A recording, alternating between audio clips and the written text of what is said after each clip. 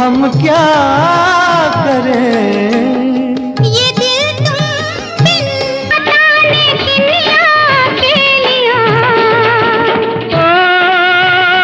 मोहम्मद रफ़ी ने स्वर कोकिला लता मंगेशकर से लेकर मल्लिका तरन्नुम नूरजहां और मंदियों में घंटी की आवाज वाली गायिका शमशाद बेगम जैसी महान से महानतम गायिकाओं के साथ एक से बढ़कर एक यादगार गाने गाए हैं। कह दो किसी से दर्द लिया था, कह तो लिया यहाँ बदला वफा का बेवफाई के।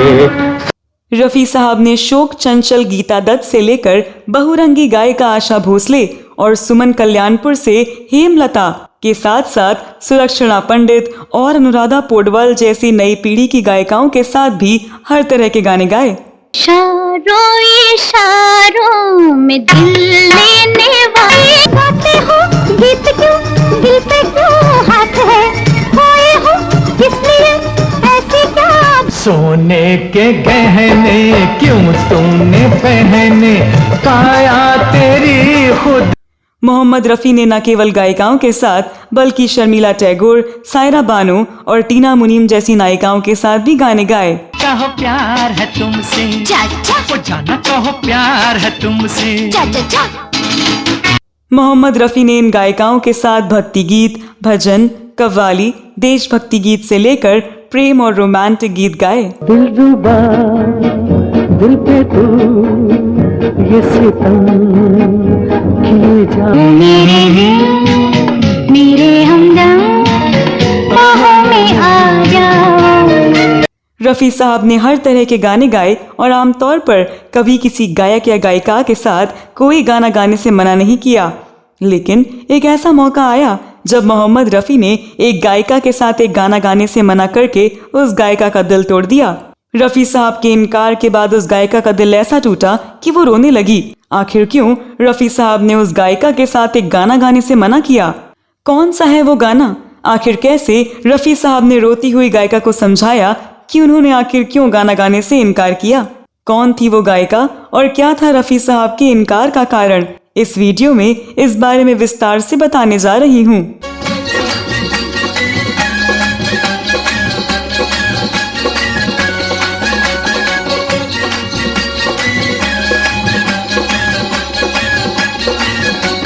दोस्तों, जहाँ तक गायिकाओं का सवाल है तो रफ़ी साहब ने अपने दौर की सभी गायिकाओं के साथ गाने गाए हैं।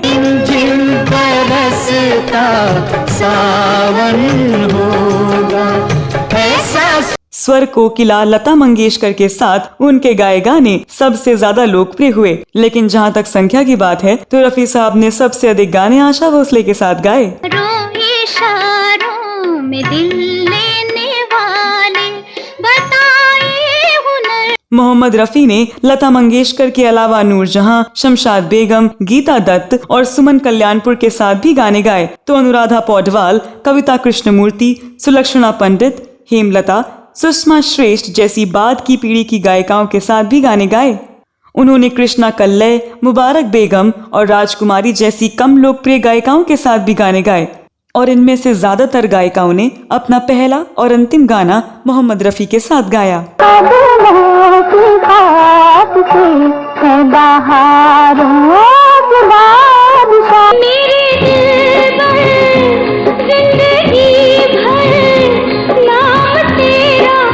इन्हीं गायिकाओं में से एक गायिका हैं सुषमा श्रेष्ठ, जिन्हें पूर्णिमा श्रेष्ठ के नाम से भी जाना जाता है।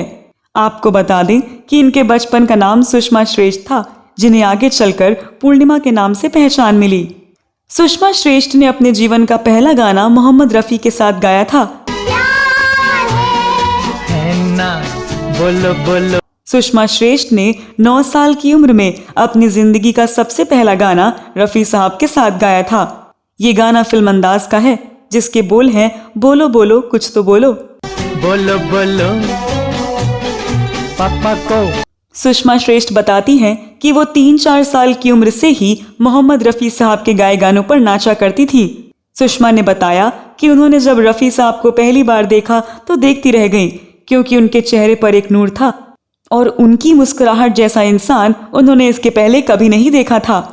जिस दिन ये गाना रिकॉर्ड हुआ था वो दिवाली का दिन था तो रफ़ी साहब ने अपनी जेब से रुपए निकाल कर दिए और कहा कि ये नजराना है, आप इससे मिठाई खाना और हमेशा खुश रहो, आप बहुत अच्छा गाती हैं। और हुआ, मैं सिर्फ उनको देखती ही रह गई क्योंकि मैंने इतना खूबसूरत चेहरा अपनी ज़िंदगी में नहीं देखा था, इतना मुस्कुराता। इसके कई साल बाद रफ़ी साहब के साथ गाने का एक बार फिर मौका मिला। वो गाना था फिल्म हम किसी से कम नहीं का क्या हुआ तेरा वादा। क्या हुआ तेरा वादा। इस बार भी रफ़ी साहब ने मेरा हौसला बढ़ाया और कहा कि बेटा जीते रहो, जैसा मुझे उम्मीद है आपने वैसा ही गाया। सुषमा श्रेष्ठ बताती हैं कि इसके बाद मुझे रफ़ी साहब के साथ एक गज़ल रिकॉर्ड करना था। उस गज़ल की रिहर्सल के लिए रफ़ी साहब के घर वो आया जाया करती थी। तब उनके साथ सुषमा का रूहानी रिश्ता हो गया। सुषमा श्रेष्ठ ने रफ़ी साहब के दामाद परवेज़ अहमद द्वारा संचालित यूट्यूब चैनल में MR शो नामक श्रृंखला के तहत प्रसारित एक वीडियो में एक स्टेज शो का जिक्र किया है।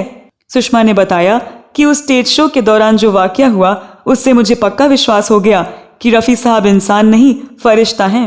जो मेरे लिए तो फरिश्ता थे और मुझे लगता है सिर्फ मेरे लिए नहीं, जो भी इंसान उनके संपर्क में आया उन सब के लिए वो एक फरिश्ता समान ही थे। दरअसल उस स्टेज शो के दौरान एक बहुत बड़ा वाकया हुआ जिसका किस्सा कुछ ऐसा है। उन दिनों एक गाना बहुत चलता था, वो गाना था चुरा।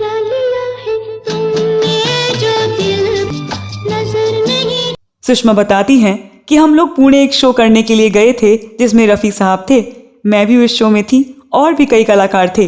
वो शो ओपन एयर शो था जहां ग्रीन रूम का बंदोबस्त नहीं था। हम कलाकारों के लिए अलग टेंट बनाए गए थे।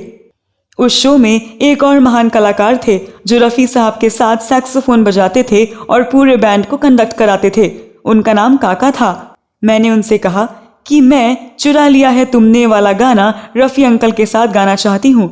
आप मेरी ओर से रफ़ी साहब से रिक्वेस्ट कीजिए ना कि ये गाना मैं रफ़ी साहब के साथ गाना चाहूँगी। रफ़ी साहब के पास मेरी बात पहुँचाने के लिए काका वहाँ से चले गए, लेकिन थोड़ी देर बाद लौटे और कहा कि रफ़ी साहब ने आपके साथ गाना गाने से इनकार कर दिया है। सुषमा बताती हैं कि मेरा तो दिल ही टूट गया, मेरे आंसू छलकने ही वाले थे। वो लौट आए और बोले कि बाबू वो तो मना कर रहे हैं, वो कह रहे हैं नहीं गाऊंगा। अब मेरे आंसू बिल्कुल छलकने ही वाले थे। थोड़ी देर बाद मैं देखती हूँ कि मेरे टेंट का पर्दा खुला और रफ़ी अंकल अंदर आए। मैंने उठकर उनके पैर छुए। रफ़ी अंकल कुछ बोले नहीं, लेकिन उनकी भी आंखें थोड़ी नम सी थीं। उन दिनों मेरी माँ मेरे स्टेज शो के दौरान जाया करती थी। रफ़ी अंकल ने मेरी माँ से कहा कि भाभी, मेरा इस बच्चे का दिल दुखाने का बिल्कुल इरादा नहीं है, लेकिन ये गाना रोमांटिक गाना है। लेकिन जब हम स्टेज पर परफॉर्म करते हैं तो परफॉर्मेंस के दौरान कोई ऊंच नीच तो हो ही जाती है। तो माँ से उन्होंने कहा, भाभी मेरा इस बच्चे का दिल दुखाने का बिल्कुल इरादा नहीं था, लेकिन ये गाना रोमांटिक गाना है और जब हम स्टेज पे परफॉर्म करते हैं तो परफॉर्मेंस के दौरान थोड़ी ऊंच। अब ये मेरी बेटी जैसी है और मैं कोई रोमांटिक गाना अपनी बेटी के साथ कैसे गा सकता हूँ। सुषमा ने कहा कि उस वक्त मेरी उम्र 14-15 साल की थी। मैं रफ़ी अंकल की बात सुनकर स्तब्ध थी कि क्या दुनिया में ऐसे लोग भी होते हैं। उस वक्त भी मेरे जहन में सबसे पहली बात ये आई कि ऐसे लोग भी होते हैं दुनिया में। मुझे नहीं पता, मुझे सिर्फ इतना मालूम है कि मुझे कुछ नहीं मालूम, लेकिन मुझे तो यही मालूम है कि कुछ लोग पैदा होते हैं और कुछ लोग जन्म लेते हैं, और रफ़ी साहब ने किसी मकसद से जन्म लिया। जब रफ़ी साहब का मकसद पूरा हो गया तब खुदा ने सोचा कि अब तो उनकी ज़रूरत यहाँ है, और वो अपने पास रफ़ी अंकल को ले गए। वो मकसद उनका पूरा हो गया तो खुदा ने सोचा कि अब तुम्हारी ज़रूरत यहाँ है, ले गए उन्हें। सुषमा श्रेष्ठ जी का पूरा वीडियो डिस्क्रिप्शन में दिए गए लिंक पर जाकर आप देख सकते हैं, और आप ये भी देख सकते हैं कि कैसे आज के दौर की बेहतरीन गायिका ने इन शब्दों में रफ़ी साहब को श्रद्धांजलि दी। तो दोस्तों, आप रफ़ी साहब के बारे में क्या कहना चाहते हैं? ये वीडियो आपको कैसा लगा ज़रूर बताएं। अगले वीडियो में मैं आपकी दोस्त और होस्ट स्तुति फिल्मों, गीतों और फिल्मी